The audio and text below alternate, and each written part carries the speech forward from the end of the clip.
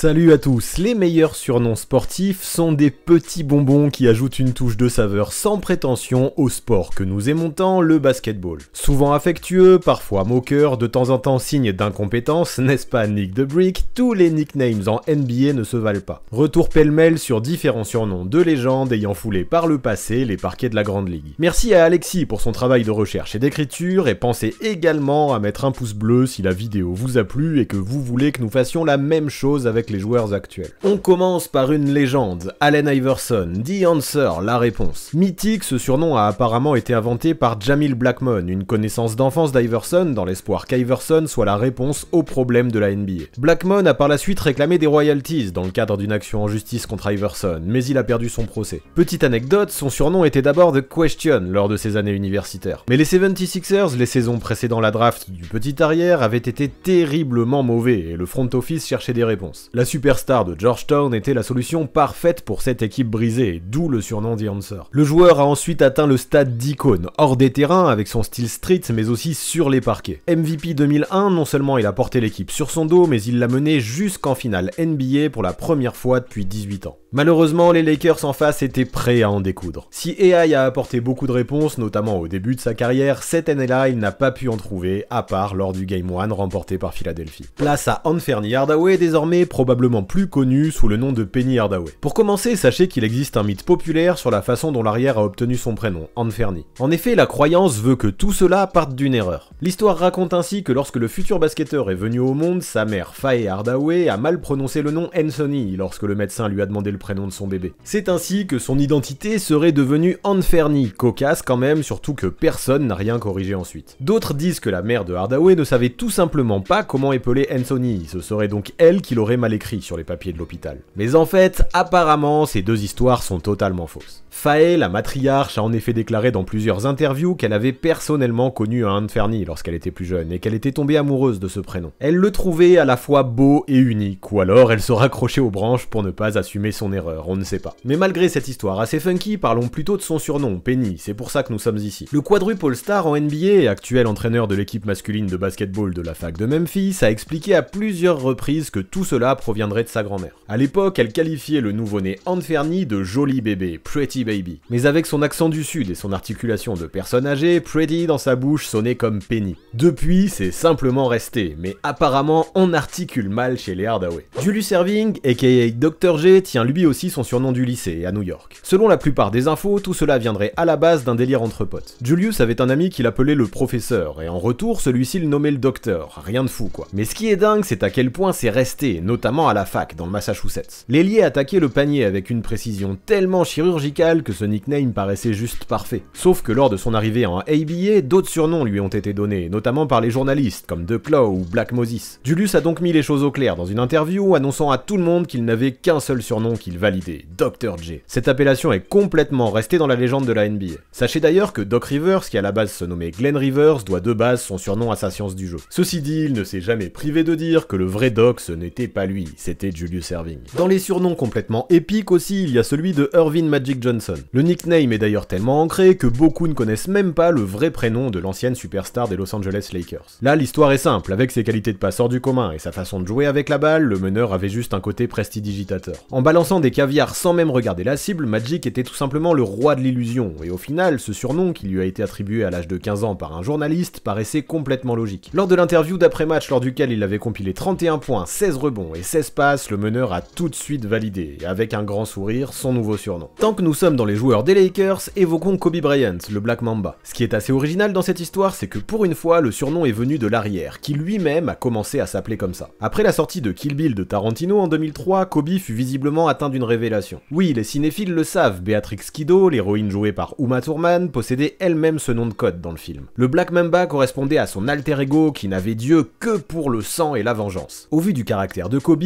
on peut imaginer que cette histoire lui a plu. Il s'est donc approprié ce sympathique sobriquet qui ensuite est même devenu sa marque chez Nike. Une histoire juteuse donc qui en plus a débouché sur un joli business. Est-ce que vous allez quitter la vidéo si on vous annonce que Gary Payton porte son surnom comme un gant? Oui, The Glove, en français le gant, d'où notre blague vaseuse, provient des qualités défensives hors du commun du meneur de jeu. Toujours au contact de son vis-à-vis, il le collait comme un gant colle à la main, comme une seconde peau quoi. Le surnom serait venu de son cousin suite au final de conférence en 1900 1993 entre Phoenix et Seattle, lors desquels JP avait complètement éteint Kevin Johnson. Donc ouais, désolé, on le redit, mais c'est bien le cas. Ce nickname lui va comme un gant. Tant qu'on parle des anciens Sonics, passons au coéquipier le plus célèbre de Gary Payton sous le maillot de Seattle, Shawn Kemp, le Rain Man, l'homme qui domine. Tout est venu d'un dunk incroyablement puissant sur Robert Horry lors des demi-finales de conférence 1993 entre les Sonics et les Rockets. Pour faire simple, Kemp a juste tout écrasé sur son passage, prouvant à quel point dans les airs, c'est lui qui régnait sur ses adversaires. Mais ce qui est assez fun, c'est que ce surnom, peu à peu, s'est transformé, devenant aussi Rain Man, l'homme de la pluie, ou plutôt l'homme qui faisait tomber la pluie après ses dunks. Si la phonétique est proche, la référence à la ville de Seattle, surnommée Rainy City, était parfaite. Comme quoi, après Payton, du côté des Sonics en 1993, on avait de l'imagination concernant les nicknames. Dans les surnoms épiques, il y a aussi celui de Paul Pierce, The Truth, ce qui signifie la vérité en français. Lui, c'est assez rare pour le souligner, doit son surnom à un adversaire, Shaquille O'Neal, jamais à court d'imagination dans le game du nickname. En 2001, un Paul Pierce de seulement 23 ans venait de scorer 43 points face aux Lakers. Malgré la défaite des Seas, ce jour-là, l'ailier, qui à l'époque essayait de se faire un nom dans la grande ligue, a même réussi à se faire un surnom. Ce qu'il faut savoir aussi, nous en avions fait une vidéo sur Basket Info, c'est que quelques mois avant, il avait été sauvagement poignardé à la sortie d'une boîte de nuit. Voilà pourquoi Shaq a demandé à tous les journalistes en fin de match d'appeler Pierce The Truth, en raison du vrai courage dont il faisait preuve sur le terrain, mais aussi du véritable basket qu'il pratiquait. Connaissez-vous maintenant le Big Ticket, Kevin Garnett, le ticket gagnant en gros. Ce délicieux nickname est venu de Trent Tucker, qui était le commentateur officiel des Wolves au début des années 2000. Alors que la franchise du Minnesota était dans les bas-fonds de la ligue depuis plusieurs années, Garnett, numéro 5 de la draft en 1995, est devenu la première légende de la franchise, le premier MVP en 2004 et le premier aussi à réussir à remplir la salle réputée souvent vide du Target Center. En le draftant, les Wolves avaient donc récupéré le gros lot, le ticket d'or. Mais ce que l'on peut préciser aussi, c'est qu'en signant un contrat de 126 millions sur 16 ans, unique et incroyablement juteux pour l'époque, KG a lui aussi touché le gros lot suite à son début de carrière en fanfare à Minneapolis. Le Big Ticket, ça lui va donc plutôt bien. Pour la suite, Dennis Rodman a apparemment reçu le surnom du Worm, le ver de terre, pour la façon dont il se déhanchait en jouant au flipper dans sa jeunesse. Ce surnom l'a suivi en NBA où il est devenu l'un des meilleurs rebondeurs de l'histoire. Dès lors, ce surnom lui a collé à la peau, surtout après qu'il se soit révélé être l'un des défenseurs les plus féroces de la ligue au début des années 90, remportant le trophée de Depoy à 2 reprises. Et puis au final, vu comment l'ailier fort se faufilait entre les adversaires pour choper des rebonds, le nickname de ver de terre collait très bien. Quoi qu'il en soit, ça reste quand même drôle de savoir que tout cela provient de parties de flipper endiablées. Dans la famille des ailiers forts, nous avons aussi Karl Malone, surnommé le Mailman, le facteur. Là, à la base, l'histoire n'est pas folle. Lorsque Karl était à la fac, un jeune reporter cherchait un surnom pour pouvoir donner un côté fun à ses notes. En anglais, lorsque quelqu'un se montre à la hauteur ou obtient des résultats, comme Malone à la fac, on utilisait le mot deliver. Mais ce verbe a un double sens et est aussi utilisé pour les facteurs, dans l'esprit de livrer des colis. L'analogie était parfaite et voilà pourquoi le journaliste a d'abord pensé au postman, mais ce n'est pas resté. Le surnom s'est donc finalement transformé en Mailman parce qu'à ses oreilles, Mailman Malone sonnait bien mieux que Postman Malone. Pas forcément ouf jusque-là, même si on se demande si le rappeur Post Malone s'est inspiré de l'histoire. Par contre, ce qui est rigolo et même plutôt incontournable dans ce récit, c'est la façon dont Scottie Pippen a utilisé le surnom de son adversaire pour balancer une punchline mémorable lors des finales 1997. Dans le Game 1, Malone avait l'occasion de donner l'avantage au Jazz sur la ligne des lancers francs à 9 secondes de la fin alors que le score était de 82 partout. Petite anecdote, ce match se déroulait un dimanche et c'est bien tout ce qui fait le sel de cette anecdote. L'ailier des Bulls s'approche alors de l'oreille de son vis-à-vis pour lui glisser un mémorable. Tu sais que le facteur ne livre jamais le dimanche? Hasard ou non, le grand Karl a ensuite raté ses 2 lancers francs, permettant ensuite à Michael Jordan d'inscrire le shoot de la gagne. Mention trash talk niveau 1000 pour Scottie Pippen face au Mailman. Dans les années 90, l'une des mascottes de la ligue se nommait Tyrone Boggs, bien plus connu sous son sobriquet, Muggsy. À savoir que ce n'était pas son premier surnom. Avec ses cheveux courts, sa mère trouvait que sa tête ressemblait à une pomme, d'où son premier nickname, Apple. L'appellation Muggsy est arrivée alors que le jeune basketteur avait 7 ans. En fait, toute sa vie, il a été le moins grand sur les terrains, et même en NBA, où avec son 1m60, il est encore aujourd'hui et sûrement pour toujours le plus petit joueur all-time de la grande ligue. En parallèle, une sitcom très populaire à l'époque, nommée les Bowery Boys, tournait autour d'un gang. Le leader, le plus petit, le plus nerveux, était surnommé Muggsy, et ça collait parfaitement. Le truc marrant, c'est que Tyrone Boggs n'avait pas la ref, pensant que les gens l'appelaient comme ça à cause de sa tête, car oui, Mug en argot américain est à peu près l'équivalent de tronche en français. Ce nickname l'énervait donc particulièrement, mais vu qu'il savait qu'il ne pouvait pas se battre contre des gamins de 30 cm de plus que lui, il se vengeait sur les terrains. Ça a fonctionné, Muggsy est devenu pro, et après avoir appris sa provenance, il a finalement complètement adopté son surnom. Place maintenant à Clyde Drexler, surnommé The Glide, celui qui glisse en gros. Ce sont ses coéquipiers de high school qui lui ont filé ce sobriquet, en faisant bien attention à trouver une rime, c'était la tradition à l'époque. Clyde The Glide entrait donc dans les normes. Évidemment, ce choix est étroitement lié au terrain et au jeu fluide que présentait chaque soir l'ancienne star des Blazers. L'arrière était tellement élégant, tellement habile qu'il donnait réellement l'impression de glisser sur le terrain. Avec lui, tout n'était que finesse et toucher jusqu'à son finger roll entré dans la légende. Tout ce qu'il faisait, il donnait l'impression de le faire naturellement, sans effort, comme un patineur le ferait sur la glace. Et vu qu'en plus glide ça veut également dire planer et que Drexler était tout aussi élégant dans les airs, la trouvaille était belle. Voilà pourquoi Clyde a toujours accepté ce nickname, mais ce qui est plutôt sympa, c'est ce qu'il en a dit en fin de carrière. Il expliquait que vu de l'extérieur, il donnait peut-être l'impression de glisser et d'être à l'aise, mais que vu de sa propre perspective, ce n'était pas du tout le cas. À chaque appui, il donnait tout, ses chevilles lui faisaient mal, il serrait les dents, il forçait, rien ne venait naturellement. Mais bon, force est de constater qu'il le cachait bien, et ce surnom The Glide, il le portait parfaitement. S'il y a un autre joueur qui maîtrisait l'art du finger roll à la perfection, c'était George Gervin, notamment connu sous le maillot des San Antonio Spurs. Parlons donc désormais d'Iceman, l'homme de glace. Originaire de Détroit, l'ailier a grandi dans un environnement bien ghetto, entouré de malfrats et de gangsters. Avec son look travaillé, sa grande taille et son physique filiforme, Gervin rappelait à beaucoup un célèbre Mac du quartier, que tout le monde appelait Iceberg Slim. L'un de ses potes a donc commencé à appeler George de la même façon, mais clairement, au vu de la ref, ça ne lui a pas plu. Mais rien à faire, son ami a insisté, lui expliquant qu'il allait au moins l'appeler Iceman pour sa faculté à tout péter sur les terrains de basket sans jamais transpirer. Cette raison-là a bien plus convaincu Gervin, qui, plus ou moins forcé par son pote, a fini par valider son nickname lui aussi. Enchaînons avec un autre Spur, David Robinson, l'amiral. En partie à cause de ce que Tim Duncan a représenté pour l'équipe texane au cours des 15 dernières années, les fans d'aujourd'hui oublient parfois à quel point le pivot fut exceptionnel lors de son passage à San Antonio. Des deux côtés du parquet, il dominait violemment. Son leadership, tant au niveau des performances que de la personnalité, rendait le surnom de Robinson déjà très approprié. Cependant, ce nickname piochait sa saveur dans le fait que l'ancien des Spurs a également servi comme officier dans la marine américaine à la fac. Oui, pour ceux qui ne le savaient pas, il a commencé à briller sous le maillot des Navy Midshipmen en NCAA au milieu des années 80, ce qui a d'ailleurs retardé son arrivée dans la Grande Ligue. À cet égard, le surnom de David Robinson est une forme de reconnaissance pour son service militaire effectué dans la marine américaine avant sa carrière NBA, bien qu'il n'ait pas servi assez longtemps pour atteindre ce grade. Mais ce qu'il faut en retenir, c'est que l'amiral a été incroyable durant son passage dans la ligue, et à la fin de sa carrière, aux côtés de Duncan, il a pu obtenir 2 titres avec les Spurs, venus comme un couronnement définitif. Son surnom est ainsi encore plus entré dans la légende. Évoquons maintenant le surnom d'Isaiah Thomas, Zeke. Tout a eu lieu lors de la préparation des Jeux panaméricains lorsque le meneur était à la fac, en 1979. À ce moment-là, avec Team USA, il travaillait intensément la défense de zone que les Américains allaient devoir affronter face aux équipes internationales. Pour ça, rien de mieux que de se mettre en situation, et comme vous le savez, cette défense demande beaucoup de communication. Son coéquipier, John Duren, a alors trouvé qu'il était beaucoup trop long de dire le prénom Isaiah en entier lorsqu'il fallait lui demander de se placer. Voilà pourquoi il s'est mis à l'appeler Zeke. Simple nom, mais Zeke, Isaiah, quel rapport, on ne sait pas exactement. Apparemment surtout parce qu'à cette époque, une chanson passait en boucle sur toutes les radios, Zeke the Freak, Jalen Duren devait pas mal l'écouter. Quoi qu'il en soit, le nickname est resté, et difficile de dire que ça ne va pas au meneur. Parce que oui, dans la pop culture américaine, il existe également une série d'horreurs construite autour d'un plombier sanguinaire et sans pitié, nommé Zeke. Au vu du caractère hostile que pouvait avoir Isaiah Thomas sur le parquet, ça colle nickel. Dans sa carrière, Wilt Chamberlain a obtenu plusieurs surnoms, à commencer par The Stilt, les chassiers. Il faut dire qu'au vu des jambes interminables du phénomène physique, cela lui allait à ravir, sauf que le pivot détestait, mais détestait ce nickname. Quitte à vouloir absolument évoquer sa taille, Wilt préférait le surnom de Big Dipper, littéralement le grand qui devait se baisser, que ses potes lui donnaient depuis le lycée, vu qu'il ne pouvait pas passer une porte sans pencher la tête. Malheureusement, malgré le lowbuying de Wilt pour virer le nickname The Stilt des livres d'histoire, celui-ci est encore fréquemment utilisé de nos jours, tout comme Goliath, que le joueur détestait tout autant. En même temps, quand on possédait un tel physique, encore plus dans les années 60, il était difficile de ne pas obtenir un surnom lié à ça. Vous vous rappelez de Kobe et de l'histoire de son surnom lié au film Kill Bill? Eh bien, il n'est pas le seul dans ce cas-là, encore moins le précurseur. Hondo, à la base, c'est un personnage joué par John Wayne, dans un western du même nom. L'ancien militaire dans le film refusait d'abandonner son ranch, malgré la menace des Indiens qui régnaient aux alentours. Havlicek, avec les Celtics, ça fait la même chose. Malgré la retraite de Bill Russell, hors de question pour lui d'abandonner la Maison Verte. Avec des stats incroyables individuellement, l'ailier n'a jamais rien lâché, et a permis à l'équipe de ne pas couler, et même de remporter 2 nouveaux titres en 1974 et en 1976. Le surnom Hondo est donc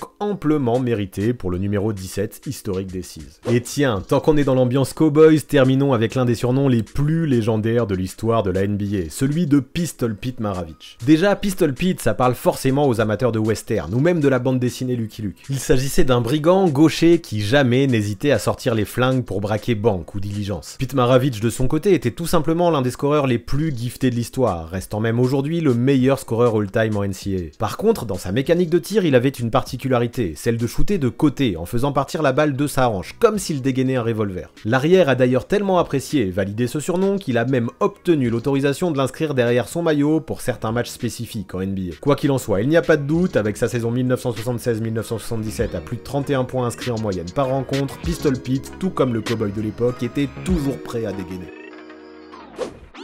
Avant de partir, pensez à vous abonner à la chaîne de Basket Info, mais aussi à celle du 6ème homme afin d'obtenir 2 visions complémentaires de la NBA. Les dernières vidéos mises en ligne apparaissent juste sous vos yeux.